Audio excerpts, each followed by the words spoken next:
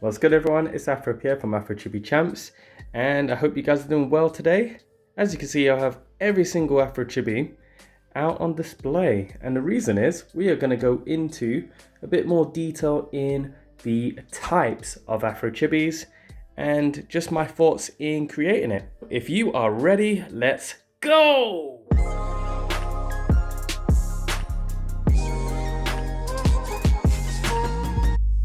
So for me, AFROCHIBI Champs was always just a fun, light-hearted game with unique mechanics of playing. So I just wanted a fun game where you can collect your kind of favorite figures, fictional and non-fictional in pulp culture, and all under one roof, you create your army and you battle your friends. So with that in mind, I wanted to kind of go through my process of it, and mainly talk about the classes, aka the types. So many hours have been spent on this game. I've loved every minute of it, even the tough times when I struggle with certain cards or like templates or working via the game crafter to create these cards. As you can see, these cards aren't the actual booster pack ones. These are the tester cards to get the color matching up via the Photoshop file and the game crafter itself. So that's why they're slightly darker and everything else, and a little bit battered and worse for wear. So my main focus is just to kind of go through the types. So you learn a bit more about the cards, and along the way, you might learn a bit more about the game. Okay, so kicking things up, we're going to be talking about the hero type AFROCHIBIs. And yeah, so this is the bottom tier, meaning it doesn't mean the weakest in terms of what they're capable of. It's just more like the lowest level. So for the heroes, there's a power 0. I designed 3 power 0s in set 1, which you'll see the others. And the reason for that is in set 2, you'll find the other power 0s. So yeah, if you want all 6 types, then yeah, make sure you purchase set 1 and purchase set 2 as well. So yeah, you got your Rain starting things off, then you got that Frodo, and then Mr. Speed as a power 2. So heroes at the moment only have 1 power 1 AFROCHIBI, and they have 2 power 2s as we go up the ladder now into Blue Artist. Going up to one of the favorite cards, Odd Genius, dangerous card. Kid Go Hair, coming up to 7, again another danger house. So it's part of the big power 3. I call them the big 3, which is Odd Genius and 7, and then the other one I'll show you when we get to them. And then we're going up to Power Patch Trio, very dangerous card in terms of the attack potential. So the heroes are looking very strong, especially with the strongest card in the game in terms of stats. So attack and HP is max 500. And one thing to remember, there are rules in the game. So certain AFROCHIBIs can't be played or can only be played in certain ways. So keep that in mind. But yeah, that's your hero type. Moving on to the villains. So we got a power 0 here, and we have a power 1. So that is the lowest 2. Another thing you might notice in the game is, as you can see, there are 3 in the bottom of this one because in set 1, there are 2 types that have 9 cards in total of AFROCHIBIs, and the others have 8. And again, in set 1, 2, and 3, I've already kind of planned it. They would feature a different type.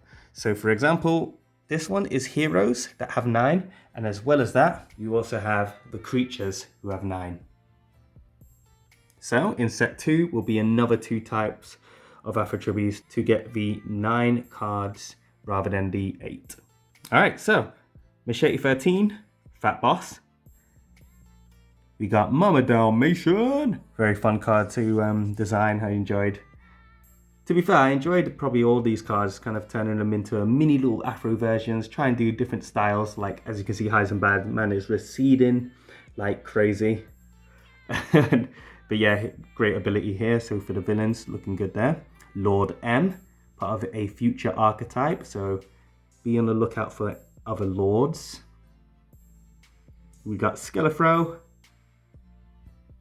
And then you have King Komodo, Power 5, Danger. And then the other Power 5, Strategy Master. So the villains have 2 Power 5s. As you can see, a Power 4, so 3 very, very strong cards in comparison to the hero type, if you look. So that's the slight difference in terms of their types. And we're moving on. So this is the blaster types. Really enjoy the blasters because they are usually the ones with radius. So yep, the devastating throw bomb matching with fresh cans. So like I said, it's the lower tier, but again, throw bomb is one of the strongest cards and the second legendary AFROCHIBI. So as you can imagine, for set 2 and set 3, there'll be another 2 legendary cards. That's a hero legendary. This is the blaster legendary. And in set 2, there'll be another 2 legendaries of a different type. Okay, up next we got Dex. Again, a favorite card. Wizard Girl. We have Raider, so a good amount of power 2s and 1s for the blasters. Then it jumps, no power 3s are in set 1 for blasters. So it goes straight to Legless, a power 4. Very good, very, very good card. My G, another power 4. Superb Health, or HP. And then finishing off with their leader, Ruler of Dragons. So as you can imagine, the ones at the top are technically the leaders. All right, let's move on. The best card in set 1, hands down. Yeah, just kidding. We got Diddy Dude and Billy J, starting off the icon type. Moving on, we got Sass Queen. So by the way, guys, in terms of icons, these are kind of like the iconic cartoon characters, or most iconic, if I wanted to kind of twist it up so it doesn't become too obvious in terms of types. I like to mix it up a bit, but mainly you'll see a lot more of the celebrity type AFROCHIBIs. So Billy J, Sass Queen, and so forth. We got Golden Boot up next. Bad J, as you can see, that is a start of an archetype. Bad J and Billy J. Be sure to be on the lookout for other J's in the coming sets. Let's move on. Up next, we have Lone Soldier. And again, like I say, it's rare to have a radius that isn't a blaster, but again, you will find some, so be on the lookout for others. We have the greatest. Again, the best power 3 and a part of the big 3. So that is the third one. So you got 7, our Genius, and the greatest. And the boss card for the icons at the moment is a power 4, and it's the Dragon. So in terms of leaders, it is the weakest in terms of power, but not the weakest in terms of stats. Now, you'd be surprised, but the Dragon has a great link up with an equip card, giving him a 400 attack stats. His HP does let him down, but if you use him for the offense rather than defense, and yeah, a very, very worthy opponent to come up against. Okay, up next we got the fighting types. And we have Detective and Kid Sasfro kicking things off. Fun fact, Kid Sasfro has the best attack for a power 1 that isn't a legendary card. This guy, man, this guy, son of a gun. All right, moving on, we have Loyal Hobbit. Very contrasting character, so he is probably one of the weakest power 2s, but great if you use that Frodo engine. Please take a look at my deck profiles if you're unsure about that. Young Vagabond, very good power 2, gets a lot of play. Throw Ranger Green, probably one of the weakest power 3s, Odd Genius being the lowest in terms of stats. And then we have Blossom Ninja, good HP, good attack, a general base power 3 fighter. We have Air Grappler Mika, very high attack, decent HP, and very good attack roll.